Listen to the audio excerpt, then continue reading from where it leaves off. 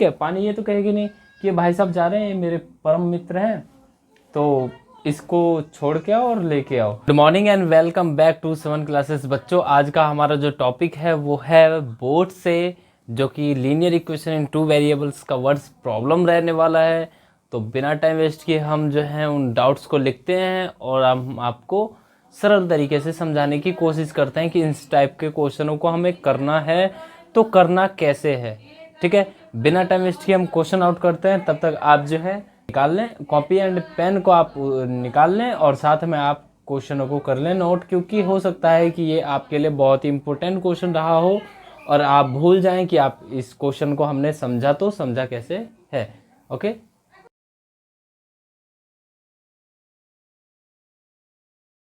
तो बच्चों आपका जो क्वेश्चन है वो हो चुका है नोट। देखते हैं इसे हमें करना कैसे है और सरल तरीके से हम इसे कैसे सॉल्व कर सकते हैं। कह रहा है a sailor goes 8 kilometre down stream in 40 minute and return in 1 our.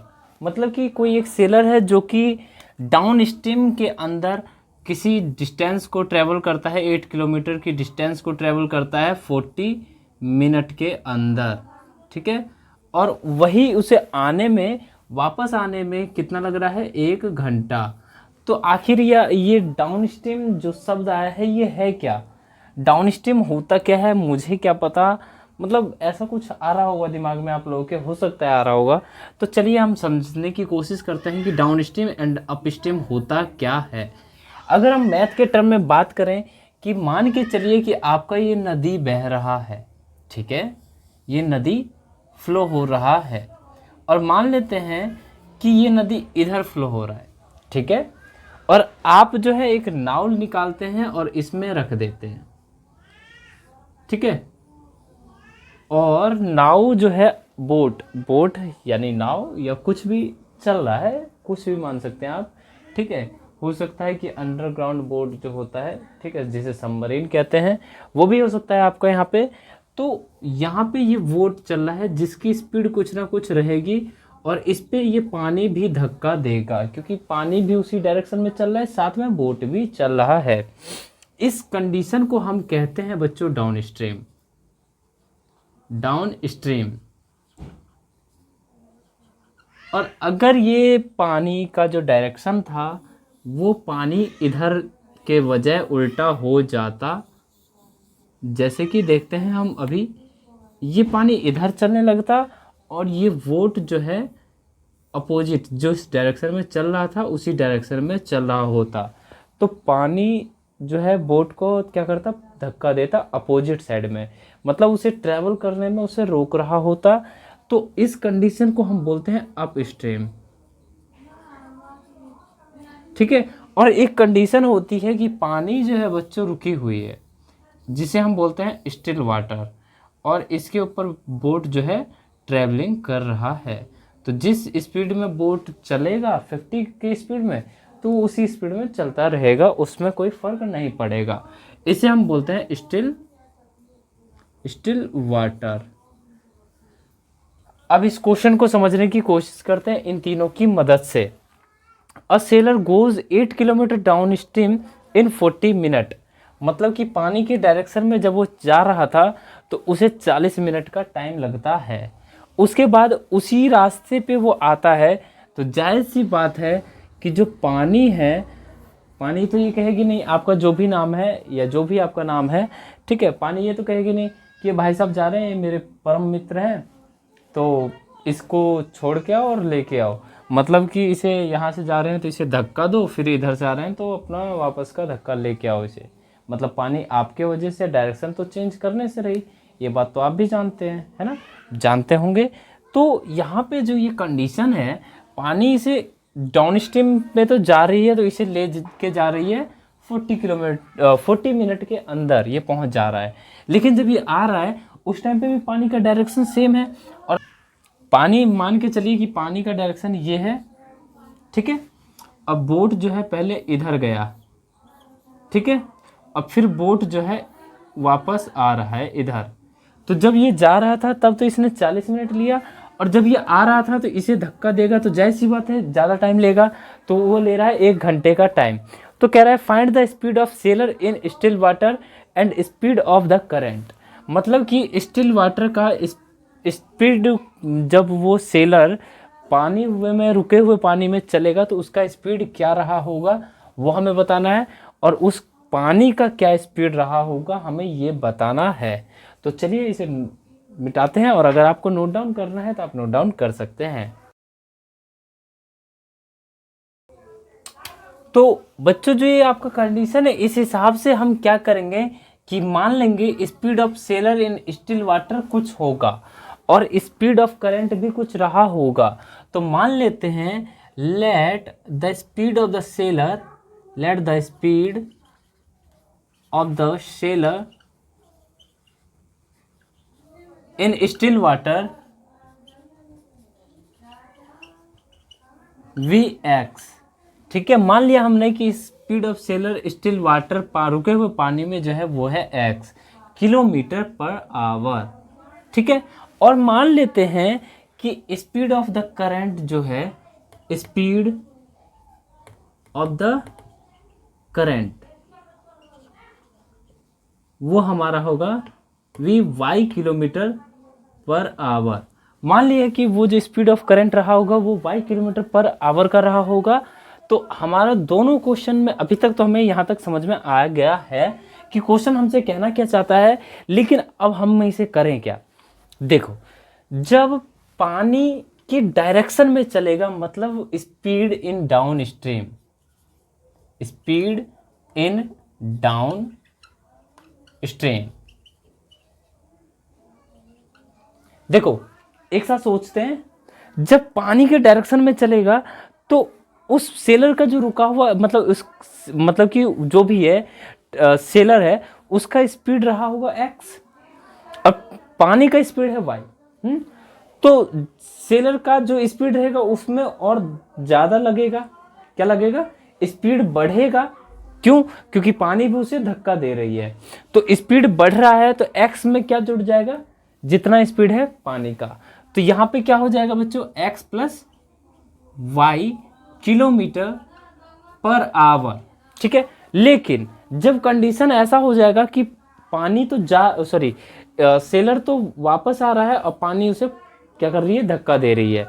ठीक है, उस कंडीशन में पानी का जो स्पीड रहेगा वो माइनस हो जाएगा इसमें से। क्यों?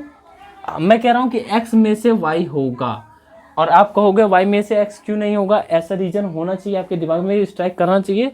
उसका रीजन मैं बताता हूं कि जायज सी बात है कि जो सेलर का स्पीड रहा होगा पानी के स्पीड से ज़्यादा रहा होगा, क्योंकि ये 1 घंटे के अंदर पहुंच जाता है, और अगर 1 घंटे के अंदर नहीं पहुंच पाता मतलब वो पहुंच ही नहीं पाता, तब ना ये स्पीड ऑफ करंट जो होता है वो ज़्यादा होता है कि नहीं।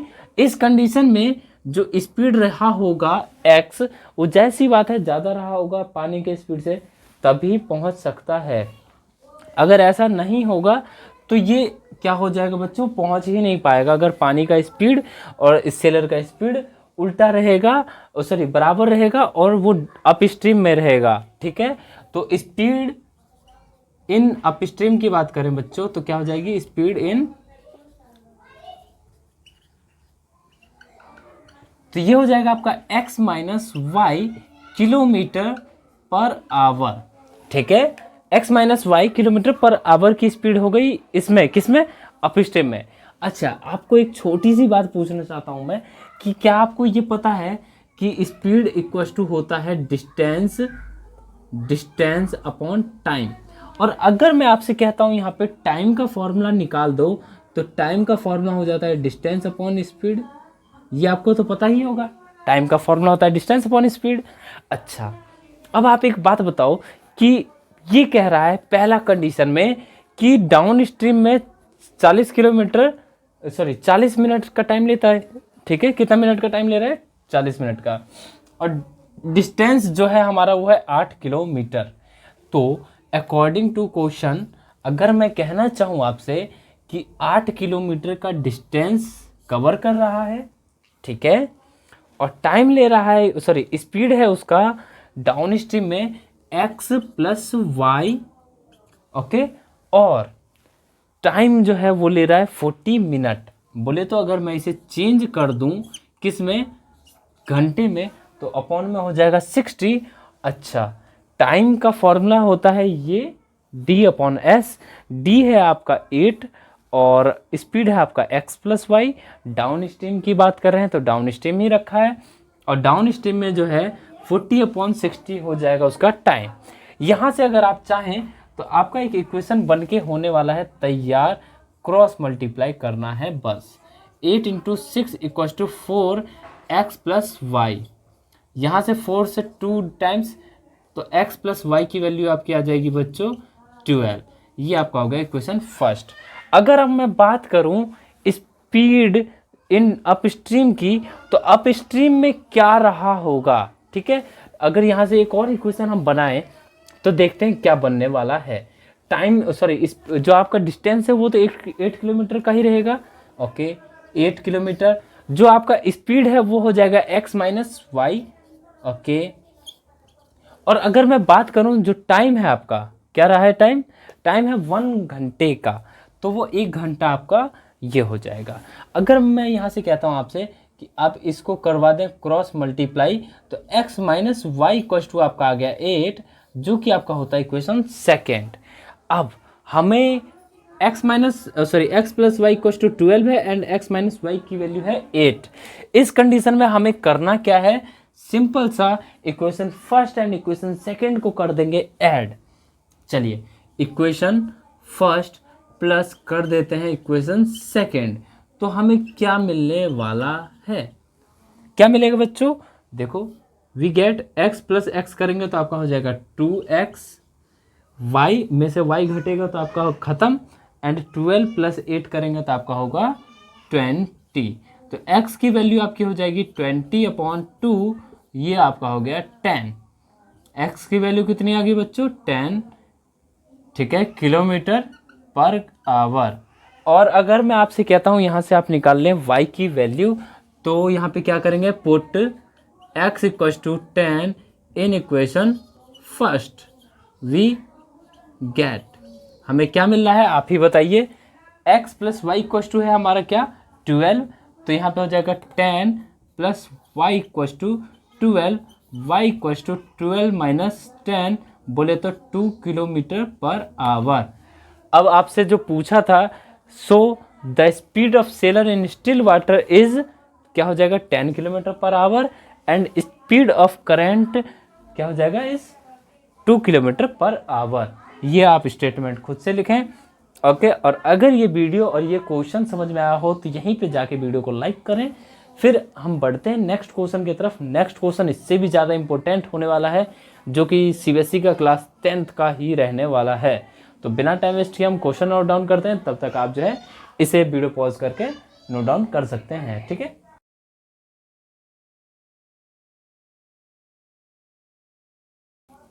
आओ, क्वेश्चन हो चुका है तैयार, देखते हैं कि अब इसे करना कैसे है। A boat goes 30 kilometre upstream and 44 kilometre down stream in 10 hour. Okay, मतलब कि एक बोट है जो कि 30 किलोमीटर अपस्ट्रीम और 44 किलोमीटर डाउन स्ट्रीम को कवर कर सकता है 10 घंटे के अंदर।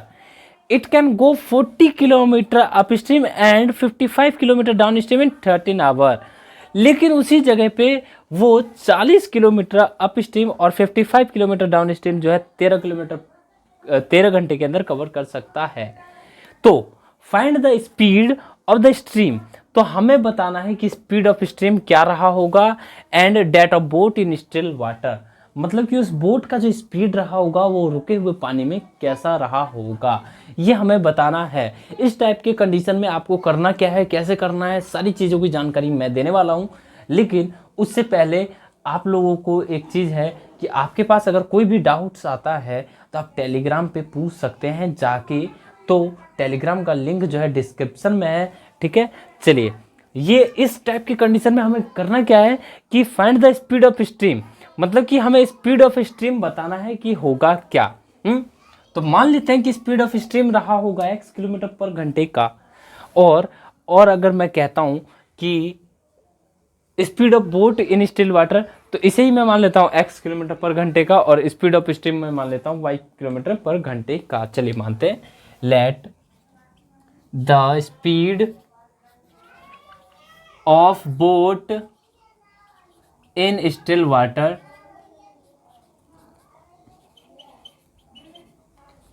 Vx kilometre per our and the speed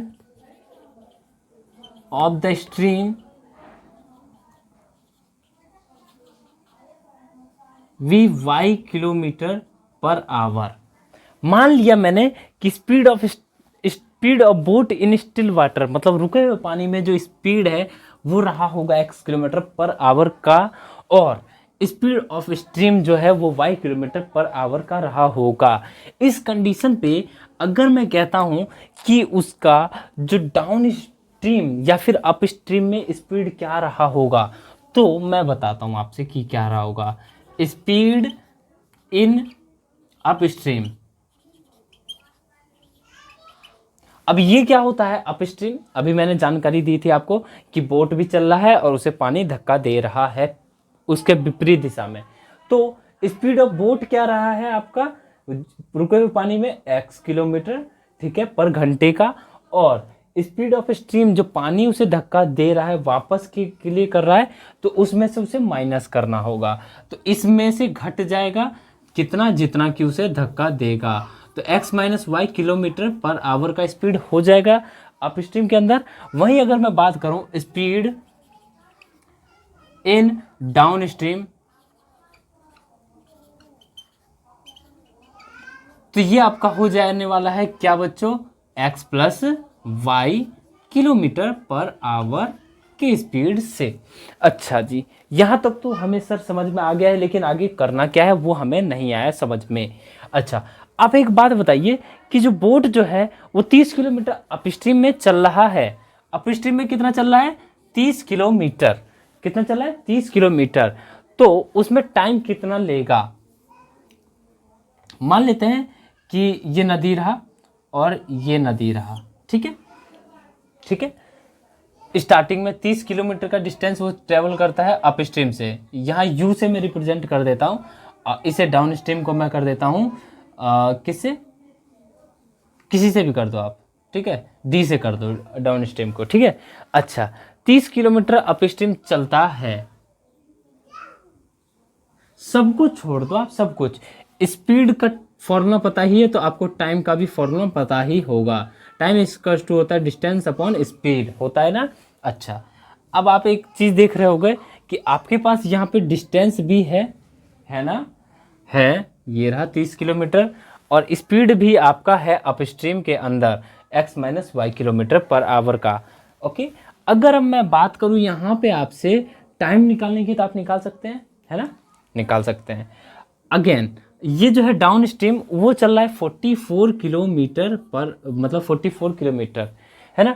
speed आपका x प्लस वाई रहा होगा। तो अब आप यहाँ से टाइम निकाल सकते हैं, और ओवरऑल जो टाइम है दोनों का टाइम, मतलब यहाँ से 30 किलोमीटर गया अप स्ट्रीम में और 44 किलोमीटर आया डाउन स्ट्रीम में, उन दोनों को मिला के वो 10 घंटे का कर रहा है। तो यहाँ से इसका टाइम प्लस इसका टाइम, जो भी आएगा टाइम वो हो जाएगा आपका 10 आवर का, यही होगा ना। चलिए आप इसे मिटाइए और अब आप बात को शुरू से समझिए, ठीक है। अकॉर्डिंग टू क्वेश्चन अगर मैं कहता हूँ कि 30 किलोमीटर तो वो चल रहा है किससे अपस्ट्रीम से, तो 30 अपॉन क्या हो जाएगा x माइनस वाई प्लस ये 44 किलोमीटर चल रहा है x प्लस वाई। ये दोनों हो गए टाइम आपके, और दोनों जो टाइम है मतलब कि ये हो गया अपस्ट्रीम में चलने का टाइम और ये हो गया डाउन स्ट्रीम में चलने का टाइम। ओवरऑल टाइम ले रहा है वो 10 घंटे का। यहाँ तक आपको समझ में आया ना। चलिए इसे मान लेते हैं हम इक्वेशन फर्स्ट, मान लिया, हटाओ। अब अगर मैं बात करूँ दूसरे की, तो ये कह रहा है it can go 40 kilometre up stream and 55 kilometre down stream, मतलब कि वो जो है 40 किलोमीटर अप स्ट्रीम में और 55 किलोमीटर डाउन स्ट्रीम में जा सकता है 13 घंटे के अंदर। इस कंडीशन पे हम क्या करेंगे, अगेन दोबारा से देखें तो ये हो जाएगा आपका 40 अपॉन ये जो जा रहा है अप स्ट्रीम में 40 किलोमीटर से, तो स्पीड रहा होगा इसका x माइनस वाई का, प्लस अगर मैं बात करूं तो ये 55 किलोमीटर जा रहा है किस में बच्चों, डाउन स्ट्रीम में, तो ये रहा होगा x प्लस वाई। और ओवरऑल जो टाइम ले रहा है वो ले रहा है 13 आवर का। तो ये अब आपका हो गया इक्वेशन सेकेंड। आपको याद होगा जब मैं आप लोगों को समझा रहा था कौन सा मेथड, एलिमिनेशन और सब्स्टिट्यूशन मेथड, तब मैंने आपको कहा था कि डेनोमिनेटर में ऐसा कोई कंडीशन आ जाता है कि आपको x माइनस वाई है डेनोमिनेटर में और x प्लस वाई है, तो हम वहाँ पे 1/x माइनस वाई को ही कुछ मान लेंगे, या फिर u मान लो, v मान लो, जो आपको मानना है मान सकते हो।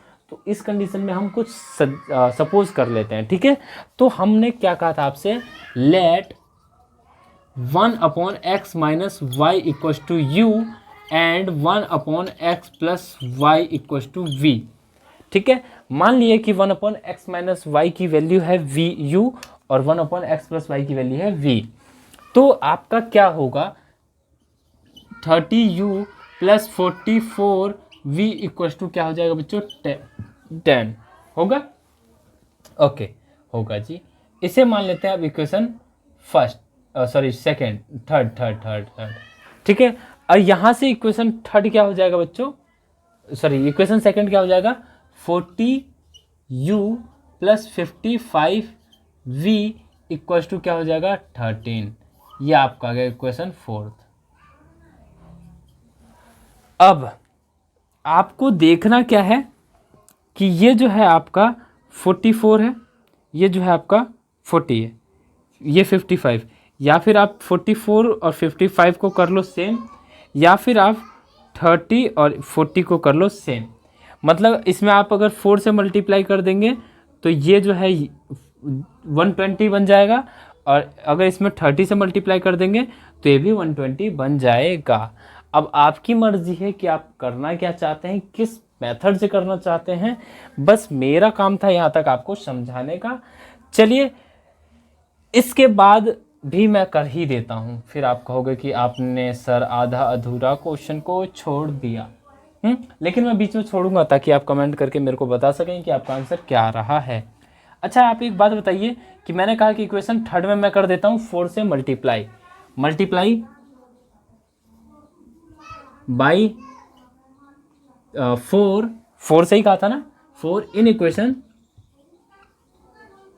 थर्ड वी गेट, हमें क्या मिल रहा है बच्चों, देखो अगर मैं इसमें किससे मल्टीप्लाई कर देता हूँ 4 से, तो 4 3 जा 120, ये हो जाएगा u प्लस 4 से अगर मैं इसमें मल्टीप्लाई कर दूँ 44 में, तो 4 4 जा 16 और 4 4 जा 16 एंड 1 17 v इक्वल्स टू 40। ये अब आपका आ गया इक्वेशन फिफ्थ, ठीक है। और अगर मैं बात करूँ इसमें इक्वेशन फोर्थ में मैं किससे मल्टीप्लाई कर दूँ 3 से, तो multiply by 3 in equation 4 we get, हमें क्या मिल रहा है बच्चों, देखो अगर मैं इसमें 40 में मैं मल्टीप्लाई कर देता हूँ किससे, 4 से, करते हैं जल्दी से, 3 से मैं कह रहा हूँ ना, 4 3 जा 120u प्लस 3 से मल्टीप्लाई अगर मैं इसमें कर दूँ 5 3 जा 15 एंड 1 16 165 v इक्वल्स टू अब आपका आ गया 39। यह अब आपका आ गया इक्वेशन सिक्स्थ। अब जैसा कि आप देख पा रहे होंगे कि यहाँ पे ये 120u है, यहाँ पे भी 120u है। तो इस कंडीशन पे आप करना क्या है, कुछ नहीं करना है, सिंपल सा क्या करोगे आप, इक्वेशन फिफ्थ माइनस कर दोगे, इक्वेशन सिक्स्थ में से फिफ्थ माइनस करो क्योंकि 165 यहाँ पे बड़ा है, तो आपका क्या हो जाएगा equation sixth minus equation fifth, we get, हमें क्या मिल रहा है इसमें से, तो कैंसिल आउट हो जाएगा। तो अब आपका क्या हो गया बच्चों, कितना अच्छा तो मैं कर रहा था, फिफ्थ में से सिक्स्थ माइनस, चलिए यहाँ पे फिफ्थ कर लो, इसे सिक्स्थ कर लो, तो ये आपका आ गया 176u माइनस कर देंगे 165 v इक्वल्स टू 40 माइनस क्या हो जाएगा 39। तो अब आपका कैंसिल आउट हो गया, तो इसका वैल्यू आ गया आपका 11 v इक्वल्स टू, इसमें से अगर मैं माइनस कर दूं तो यहाँ पे आ गया 1। जैसा कि आप देख पा रहे होंगे कि v की वैल्यू आपकी आ गई है 1/11। कोई दिक्कत नहीं होनी चाहिए। ऐसे ही अब हम क्या करेंगे, v में पुट कर देंगे। तो हम v में पुट कर देते हैं इसमें, ठीक है। यहाँ पे लिखो put v equals to 1/11 in equation किसमें, थर्ड में। तो हमारा क्या हो जाएगा, देखो 30u प्लस 44 इंटू 1/11, v की वैल्यू हमने यहाँ इसमें पुट कर दिया है, ठीक है, इक्वल्स टू आपका हो गया 10। तो 30u प्लस ये 4 आ गया, और इससे मैं अगर उधर ट्रांसपोज कर दूँ तो यहाँ हो जाएगा 6। तो u की वैल्यू आपकी आ गई 6/30, तो 1/5। u की वैल्यू अब आपकी आ चुकी है 1/5। अब v की वैल्यू भी 1/11 आ चुका है, और u की वैल्यू भी 1/5 आ चुकी है। और जैसा कि आपको ध्यान होगा कि हमने माना था u को क्या 1/x-y, तो यहाँ से अब x-y की वैल्यू निकल सकती है और x प्लस y की वैल्यू भी निकल सकती है। तो अब आपका काम ये रहेगा कि x-y की वैल्यू आप निकालें एंड x प्लस y की वैल्यू निकालें, और x-y और x प्लस y को कर दें ऐड, और उन दोनों को ऐड करने के बाद आपका जो x माइनस वाई है और प्लस का y है वो तो ख़त्म हो जाएगा, 2x इक्वल टू कुछ आ जाएगा, और x की वैल्यू निकालें वहाँ से, वहीं से y की वैल्यू निकालें, और मेरे को आपको कमेंट करके बताना है कि आपका आ क्या रहा है। मिलते हैं फिर अगले वीडियो में, तब तक के लिए bye bye, tata, take care, thanks for watching समन क्लासेस। और हाँ, अगर आपको ये वीडियो पसंद आया हो तो वीडियो को लाइक करना बिल्कुल मत भूलना।